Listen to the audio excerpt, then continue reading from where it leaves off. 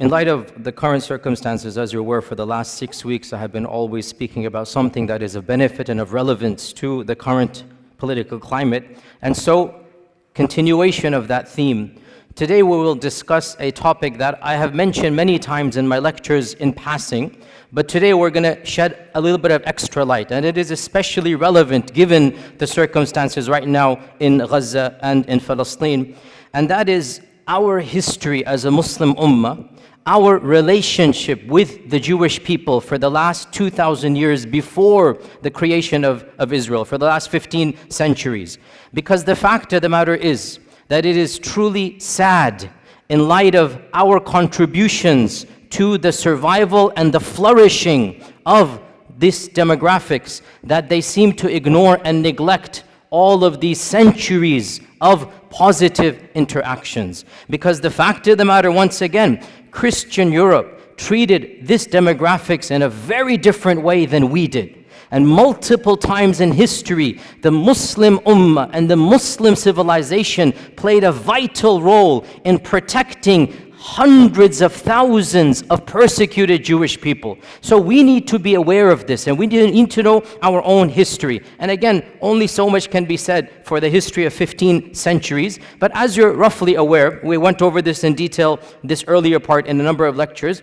In the year 70 CE, in the time of Jesus Christ, after Jesus Christ, the second temple was destroyed, and so Judaism once again had its diaspora. They fled across the globe, so they didn't have a land. For the next 2,000 years, where were the Jewish people? Under Christian and then Muslim rule. For 1,500 years before 1947, 1,400 years before 1947, where were the Jewish people? Either in Christian lands or in Muslim lands. Okay, what is the difference between how the Jewish people were treated in Christian lands versus how they were treated in Muslim lands? This is the summary we're going to be discussing today. And of course, the goal is to pique your curiosity. The goal is to start you on the journey. Obviously, in 15-20 minutes, only so much we can do. We need to understand Christianity from its inception has been extremely intolerant of the Jewish people. Why? Because according to their theology, what did the Jewish people do to their own God, to the Son of God? Well, according to their theology, what did they do? They murdered the Son of God. So from the beginning, there's a term that is found in Christian literature. I'm not inventing this term. It's called Christ killers. This is what they called the Jewish people, Christ killers. And that is why, generally speaking, in ancient Christianity, medieval Christianity, Jewish people were not treated as equal citizens. They didn't have the right to own property in most of European history. They were forced to live in special areas. The ancient term for this in Venice, the Venetian term, is still used in English. Guess what that term is? Ghetto. That term, ghetto, where does it come from? Now we use ghetto to mean what? A very poor, very impoverished part of the city. Well, it was called ghetto for the first time in Venice in the 1200s from a Venetian term to mean low class. It's literally a term that was used for Jewish people. The term ghetto in English comes from them having to live in a separate place of the city. Jewish people in Europe were prohibited from any noble profession. They had to take ignoble tasks. They were prohibited from owning land. They were prohibited from rising up in the ranks of nobility. In fact, the one job that they were not prohibited to do, and that's why they started to do this more and more, was the job that was prohibited by the church, and that is lending of money. The church said you cannot lend money on interest. And Christians, if they do so, they're going to go to hell, they're going to be damned. This is Christian law, by the way. Jewish people were exempt because they're not Christian. And they couldn't work in so many other areas. This is not anti-Semitic, I'm teaching you history. This is a fact. Jewish people then took on, by and large, in Europe, the profession of money lending, charging interest. because they weren't allowed any other job. They weren't allowed careers, and this was prohibited by the church. You'd be damned. So what did they do? They became the proto-bankers, the first bankers. And so what's going to happen, slowly but surely, their wealth did increase. This is not anti-Semitic. It's the fact of the matter is that they were involved in this profession, and that is why rich dynasties from this group did begin to rise in the 15th, 16th, 17th centuries. But that's because they were the ones lending money. Eventually, the church had to buckle under pressure and change their law and say it is now allowed for Christians to do. Otherwise, Christians forbade Christians from lending money with interest. It was haram for them. The church would excommunicate you. That's why this group began to do this. In the 11th century, when the Crusades was announced, in 1095, 1096, the first Crusaders, they left England, they left Italy, they left France, and they made their way to Jerusalem, wanting to free, quote-unquote, Jerusalem from Muslim lands. Do you know what happened before they reached Jerusalem? They started massacring Jewish people. Where? In Europe. Why? What has that got to do with Jerusalem? They began to reason, if we're going to go to Jerusalem where Jesus walked, we should avenge his death before we get there.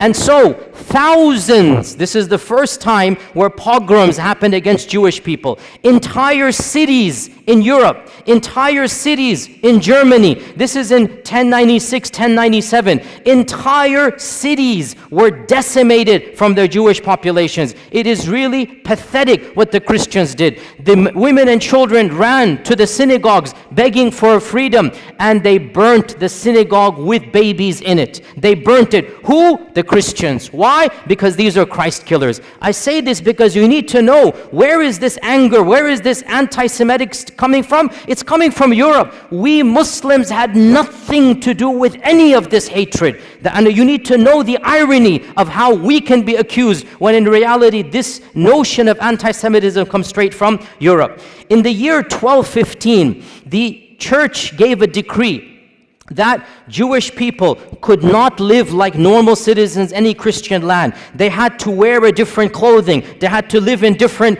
places of the city. They had to have specific professions.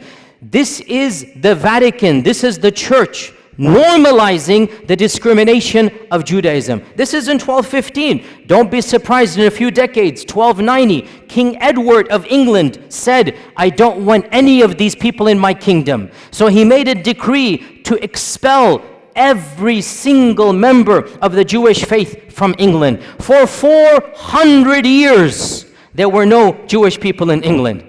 400 years. Why? Anti-Semitism. The king said, none of these people are going to be here.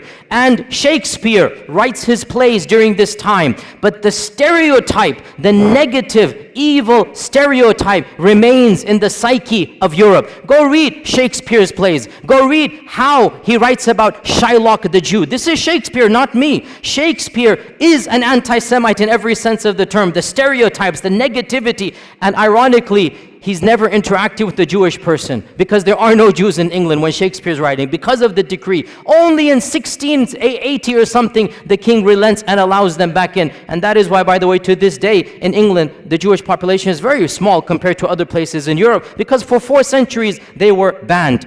And one of the worst manifestations of anti-Semitism took place in Andalusia, but not under us. When Ferdinand and Isabella Reconquista, when they conquered Granada, the Muslim land, when they conquered Granada, the first decree, less than 1 week or 1 month after they took power, 1492, they made the decree. It's called the Decree of Al-Hamra because it was in the Hamra Palace. There shall be no Jewish people living in Andalusia. Hundreds of thousands of Jewish people were forced to convert to Christianity or were sent into exile. The entire population of Iberian Spain, and there were, we don't know, 300,000-400,000, 500,000 Jewish people, they were either forced to convert under torture or they had to flee for their lives. And this is one of the worst manifestations. Now you get to Hitler in the 1930s and 1940s, which is of course the worst anti-Semitic outburst in all of human history. And this needs to be said bluntly. Hitler did not come in a vacuum. Hitler is tapping into mainstream Christian notions of anti-Semitism. The term anti-Semite, the birth of anti-Semite, the notions of anti-Semite, it has nothing to do with Arabs and Muslims. It is European and Christian through and through, 100%. Even the term is invented by the Christians and used by the Christians. This is just a summary of Christian lands. Let's move on to Muslim lands. Subhanallah, wherever Muslims went and there were Jewish people, the Jewish people faced a type of flourishing. They were given a type of protection they could never find in Christian lands. And when Muslims conquered what is currently Iraq, what is currently Iran, Iraq had a large population of Jews in Baghdad from the time of the first expulsion, not even the second, from 500 BC, because the largest group of Jews from the first expulsion, they went to Iraq. So Muslims found large groups of Jews in Iraq. In Iran, Isfahan, hundreds of thousands of Jewish people, again from the first and second expulsion. And the Muslims came and found them, and they gave them protection under the treaty of Umar ibn al-Khattab. Jerusalem, when Umar ibn al-Khattab marched into Jerusalem, guess how many Jewish people were there? 0. Guess how many synagogues? 0. Jews were not allowed to worship in Jerusalem under the Christians. Guess who gave them the freedom to build the first synagogue after the collapse of the temple? It was none other than Umar ibn al-Khattab radiyallahu anh. Umar ibn al-Khattab, acting upon Islamic commandments, acting upon prophetic guidelines. Jews and Christians are Ahli Kitab. They have the right to live freely. They have the right to worship. They have the right to build their synagogues and whatnot. Now, modern, liberals come along and they say, oh, the conditions of Umar al-Khattab are second-class citizenship. I'm not going to claim that Umar radiallahu anhu's condition is the same as secular America. It's not. But we're not comparing Umar ibn al-Khattab to secular America. Secular America is a different notion where religion plays no role. In the Islamic scheme of things, religion plays a vital role. So if you're a Muslim, yes, you get perks and privileges, no doubt about that. And if you're Ahl Kitab, there's certain things. For example, you cannot convert people to your faith. For example, the synagogue minaret, or the temple in the synagogue cannot be higher than the minaret of the mosque. I agree, these are conditions, but we're not comparing Umar ibn al-Khattab to modern liberalism. We're comparing Umar ibn al-Khattab to the rest of the world. The fact of the matter, never once in all of Islamic history was there a policy to kill all Jews. Was there a policy to persecute all Jews? Was there a policy to expel all Jews? So Umar ibn al-Khattab radiyallahu anh allowed the Jewish people to come back into Jerusalem. This is the first time they could come back and build the first synagogue under the Khulafa al-Rashidun. And the rest, as they say, is history. That in Baghdad, when the Abbasids made their Baytul Hikmah, the famous house of wisdom, they hired the most competent translators regardless of their background. And because Muslim people weren't studying ancient Greek and whatnot, some of the best translators were from a Jewish background, because they're the ones studying ancient Greek, ancient Latin. And so Baytul Hikmah hired the top Jewish minds to be in charge of the House of Wisdom. And when the Fatimids and when the Umayyads of Spain instituted their own Baytul Hikmah, because they wanted to compete. There are 3 khilafas. They wanted to compete with one another. So they made their own institutes of publishing. They also hired the best and brightest minds, regardless of their background. Jews and Christians were at the top of this list. You have to understand why. Muslims weren't studying ancient Greek and whatnot. These civilizations were. So the Khulafa and the Sultans hired these people and gave them the best salary so that they can work with them. And one of the most interesting examples in our own history in Andalusia was under the Ta'ifa kingdom of Granada in around 1000, 1030 CE, like basically literally 1000 years ago, the prime minister of Granada, the Sultan was Muslim, the prime minister was a rabbi, and his name is Ismail ibn Ismail ibn Naghrilla. And he was a rabbi. He was a learned man. He rose in the ranks until he became the prime minister of Qurtuba.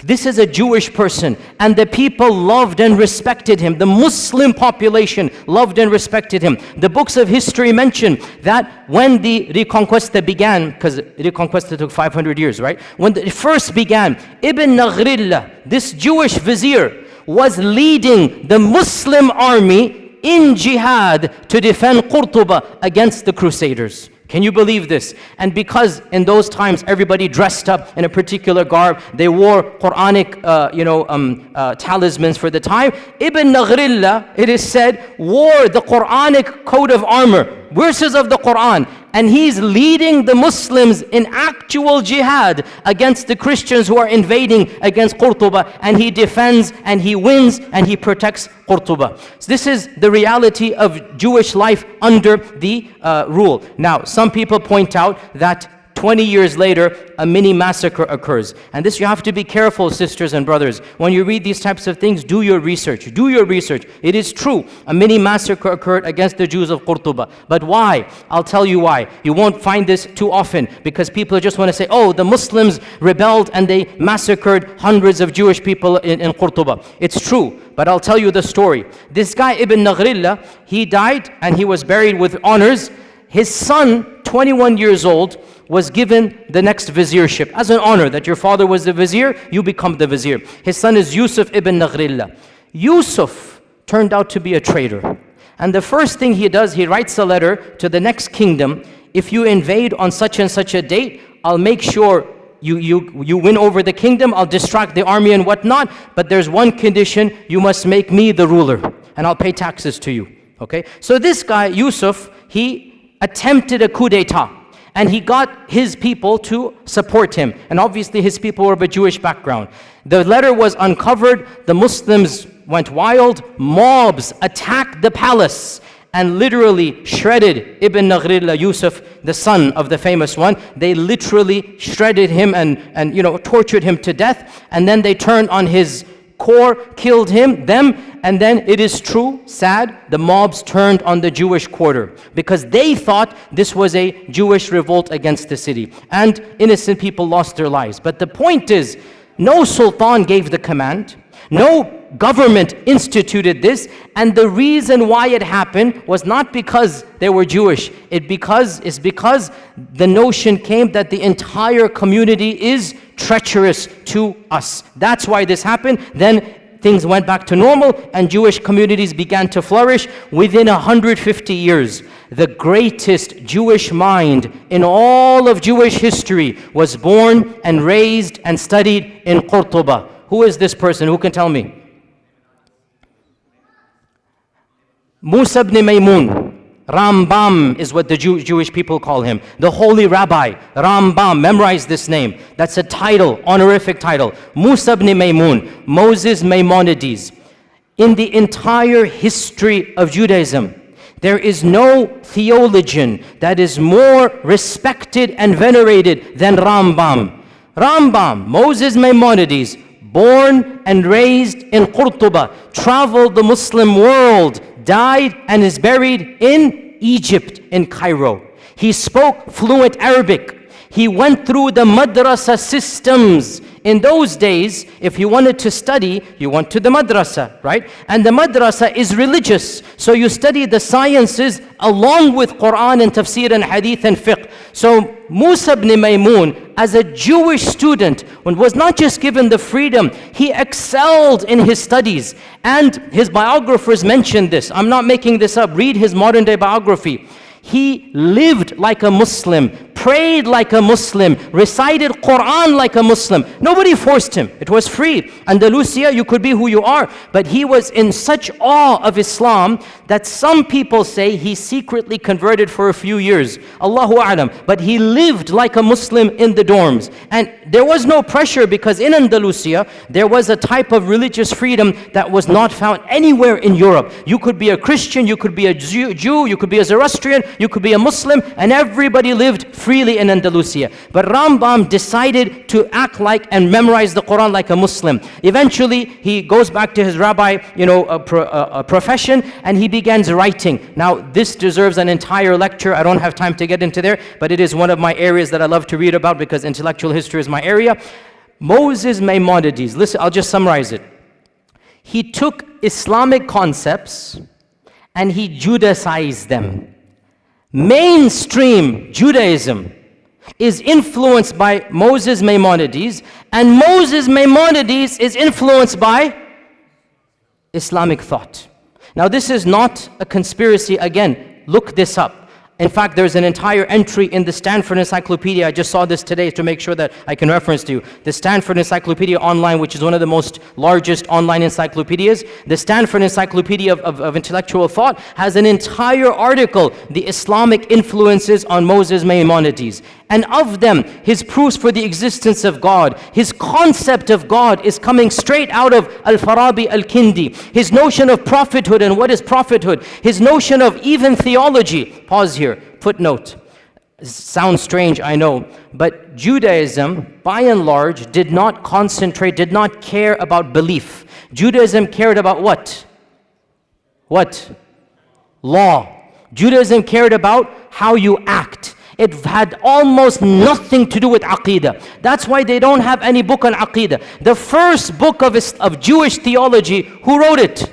Rambam. The first book. And you read this book, and you are reading Al-Farabi, Al-Kindi. You are reading Islamic Mu'tazili thought. His conception of God, of the attributes, of Qadar, his conception of prophethood, it is coming straight out of his madrasa training. And this is now mainstream Jewish belief. I'm not making this up. This is well known. Mainstream Jewish theology is coming straight out of Andalusian madrasa. He just changed it, made it a little bit. And he wrote a creed.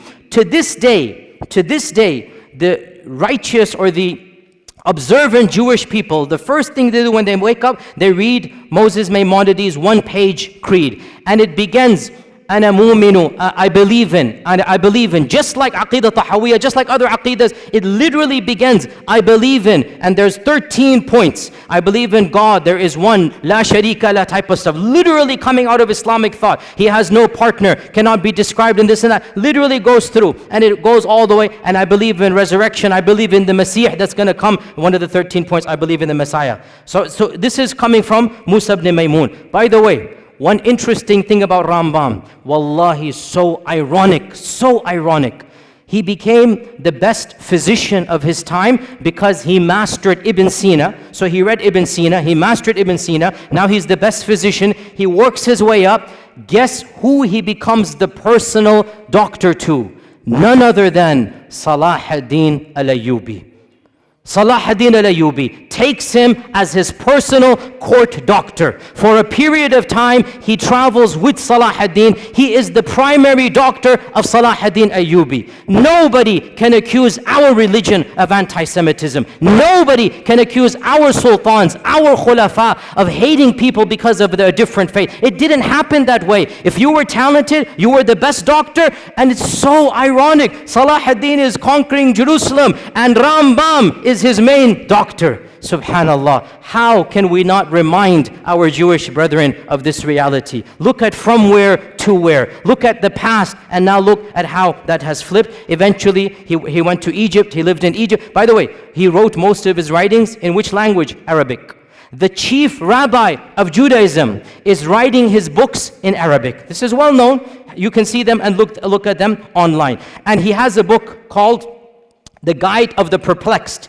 And there are a number of papers about this, that this is coming straight out of Al-Ghazali's Al-Munqidh min al-Dalal. Literally, Imam Al-Ghazali wrote Al-Munqidh min al-Dalal, and there is a book that he wrote for his people, The Guide for the Perplexed. And it has the same motifs, the same notion. Again, it's not copy-paste, because in the end of the day, he's an intellectual thinker. But he takes ideas, he takes notions from Islam, and he Judaicizes them, which is what we expect to do. But where is the origin? What's the kernel? From our faith tradition. It is true to say that never in the last 2,000 years before the creation of this country has the Jewish people flourished as they did under Muslim Spain, under Islamic Andalusia, their greatest minds, their largest synagogues. You can visit their synagogues to this day in Qurtuba, in Granada. They still have their synagogues that were built not under the Christians, under the Muslims. Now in 1492, Ferdinand Isabella come, the first decree, all Jewish people will leave or convert or die, be killed. Where did these 500,000 Jewish people go? The Sultan Muhammad II gave a decree. Anybody who flees from Andalusia shall be welcomed in our lands anywhere you are. And he said, any vizier, any governor, any businessman who impedes their settling, who stops them to settle in any city, shall be punished by the Sultan himself. Sultan Mehmed II welcomed hundreds of thousands of Jewish people in 1492 with open arms. He literally saved them from execution or forced conversion. And he was angry at Ferdinand and Isabella, and he goes, this is not a good policy. But he thanked them. He goes, but you are giving us your good minds, your good workers. Don't worry, we will take them. Because of this, sisters and brothers, where did they go? They ended up in Morocco, in Tunisia. They ended up in Egypt. Hundreds of thousands of large Jewish communities were living in the Middle East, in Yemen. They were living there because Ferdinand and Isabella expelled the Jewish people. Muslims welcomed them and they said, Tafaddal, come and live here. And they lived here up until 1947. And by the way, before we even get to 1947, let's not forget another chapter in Muslim Jewish history. And this one, I was honestly surprised when I found out.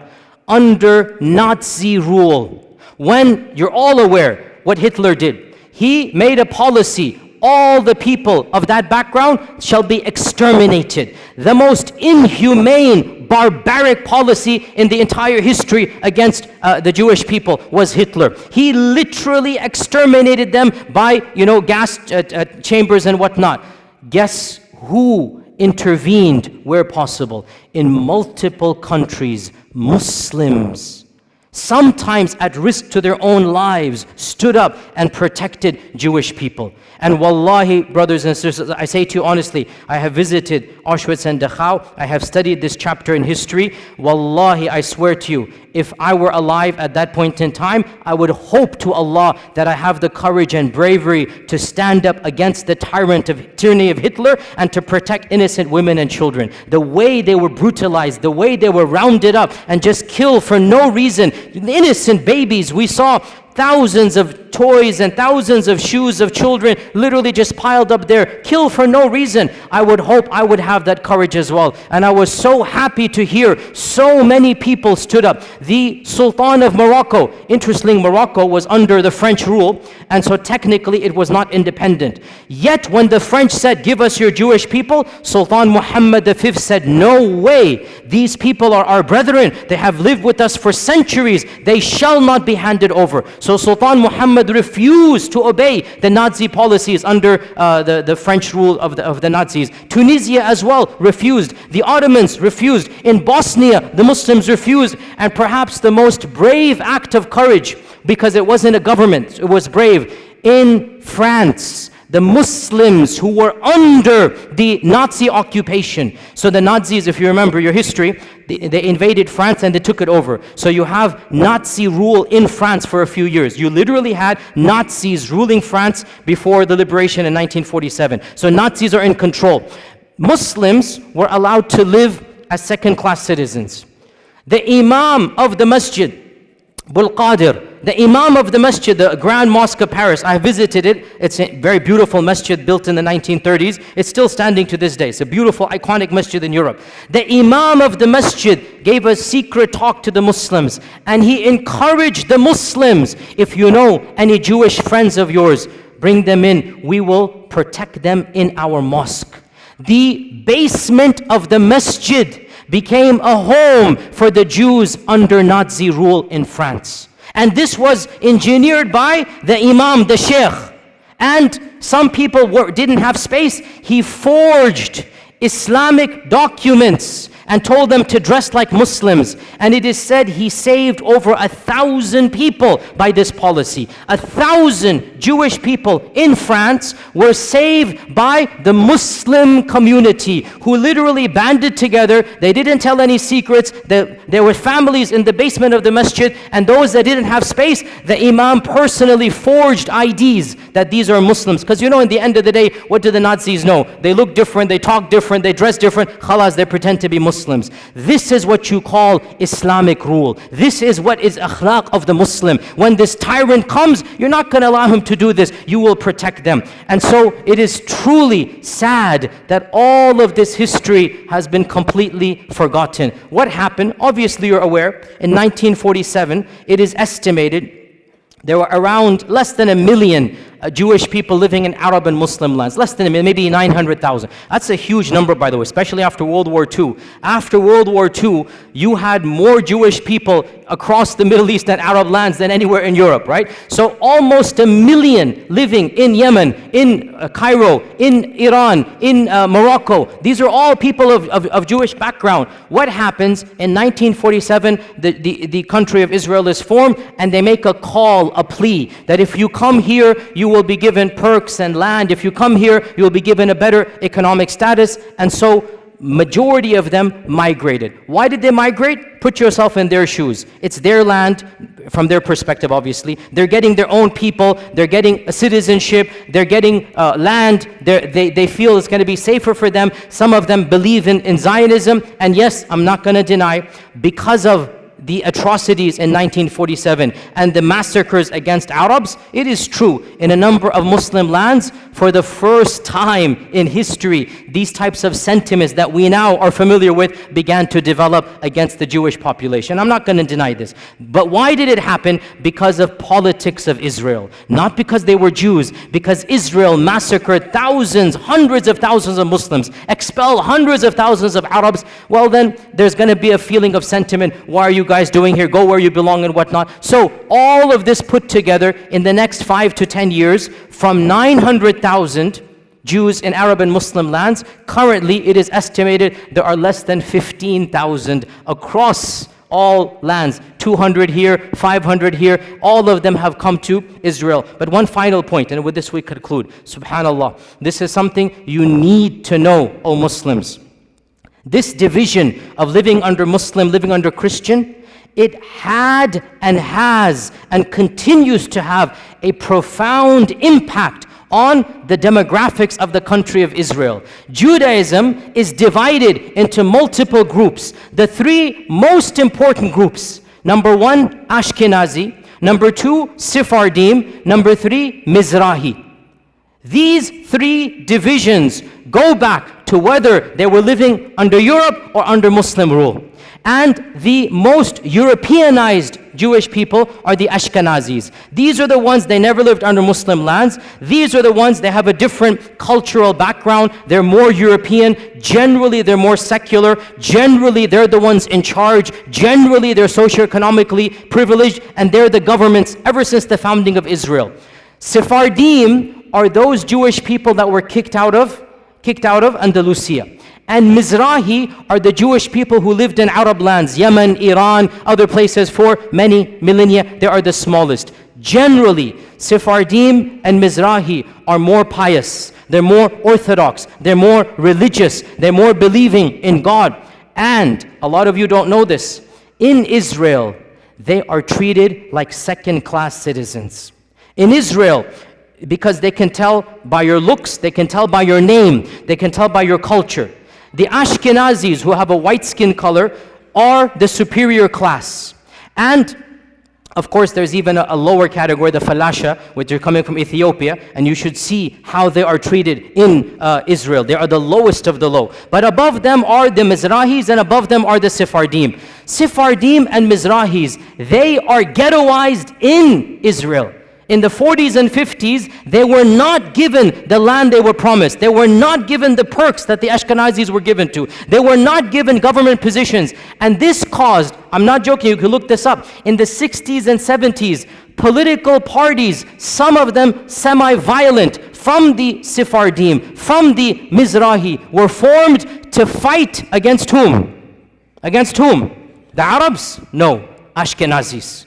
To fight for their rights. And these days there is a massive party in Israel called the Shas Party, S-H-A-A-S, the Shas Party. It is the fourth or the fifth largest party. It is a party that was founded to protect the rights of the Arab Jews, i.e. the Sephardim and the Mizrahi Jews, so that they have equal rights as the Ashkenazis. You have to realize racism is rampant in that group of people, even amongst their own. Any Jewish person who lived in Muslim lands, who spoke Arabic, who comes from an Arabic culture, is not treated with the same respect as the Europeans. And this is well known, open secret. Go look it up, go do your research in this regard. So this is one point. And then I want to conclude on this point, sisters and brothers, and that is that we are not mentioning this. Wallahi, we are not mentioning this to remind them of a debt they owe us. No.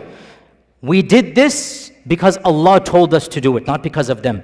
We did this because our Prophet ﷺ taught us this is how we treat minorities. We would do it all over again. But we just want to show the world this is Islamic law. This is Islamic Sharia. The freedoms that they had, the intellectual, curiosities, the books that they produced, they couldn't produce a fraction of them in Europe in medieval times. And that is what we give to the world. It is truly sad. And we don't say this as a debt or a favor. We're just pointing out the facts. It is truly sad that the same descendants of those whom we saved, those who were given refuge with us, they have flipped the script and they are doing what Hitler did to them, they are doing to the very people who protected them. And we just say this as a historical fact and record. Otherwise, we complain to Allah and Allah alone. These are facts we should all know, and we are proud as Muslims of our history, and we're proud of our Sharia, and there's nothing to be ashamed of. Alhamdulillah, thumma alhamdulillah. And inshallah we'll continue in the same vein. Jazakumullah khair. Assalamu alaikum wa rahmatullahi wa barakatuh. إن الله وملائكته يصلون على النبي يا أيها الذين آمنوا صلوا عليه وسلموا تسليما إن الذين يؤذون الله ورسوله لعنهم الله في الدنيا والآخرة وأعد لهم عذابا مهينا والذين يؤذون المؤمنين والمؤمنات بغير ما اكتسبوا فقد احتملوا بهتانا وإثما مبينا